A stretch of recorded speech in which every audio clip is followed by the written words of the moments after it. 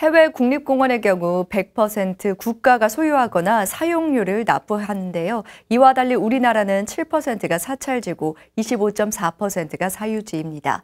국립공원에 대한 오해와 진실을 풀어봅니다. 이은하 기자입니다.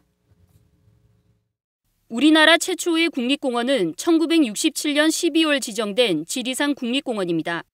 여기서 첫 번째, 국립이라는 단어에 대한 오해부터 풀어야 합니다.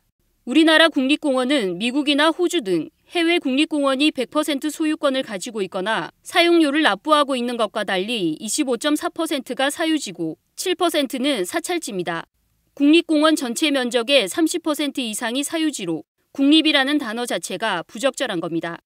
또 국립공원 지정 당시 소유자 동의 없이 일방적으로 범위를 지정했을 뿐 아니라 국민에게 휴식처를 제공한다는 명분을 내세워 소유자의 이의제기 자체가 국민 공익에 반하는 진퇴양난의 상황을 만들고 국가와 소유자의 관계를 국민과 소유자의 관계로 교묘하게 설정해 책임을 전가했습니다. 두 번째 풀어야 할 오해는 최근 다시 떠오른 해묵은 논란, 문화재 관람료입니다. 문화재 관람료는 공원법보다 5년 앞서 제정된 문화재보호법에 따라 시행된 이미 정착된 제도입니다. 1962년 정부가 유네스코 세계유산을 보유한 해인사를 시작으로 문화재를 보유한 사찰이 국가 대신 문화재를 유지 관리할 수 있도록 입장료 징수를 법제화한 겁니다.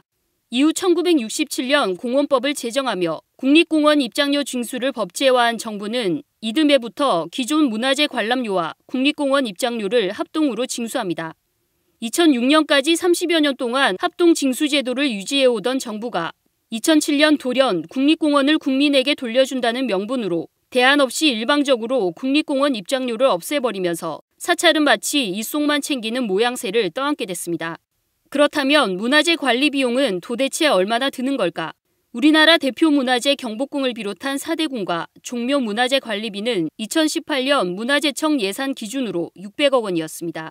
이에 반해 국립공원을 포함한 전국 공원 내 70여 사찰의 문화재 관람료 수익은 연간 500억 원 내외로 고궁을 포함한 5곳의 문화재 관리 예산보다 적고 국립공원 내 지정 문화재는 국보만 41점, 보물이 160점, 이외에 다수의 사적과 명승, 천연 기념물이 있고 이를 문화재 관람료와 사찰에서 생활하는 스님들의 인력을 동원해 유지 관리하고 있습니다.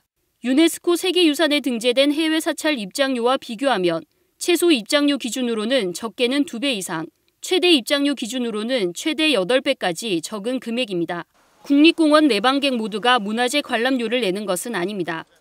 신흥사가 있는 설악산 국립공원은 지난해 내방객의 39%가, 백양사, 내장사가 있는 내장산 국립공원은 29%만이 문화재 관람료를 지불했으며 70% 내외의 내방객은 관람료를 내지 않아도 되는 등산로를 선택해 국립공원을 다녀갔습니다.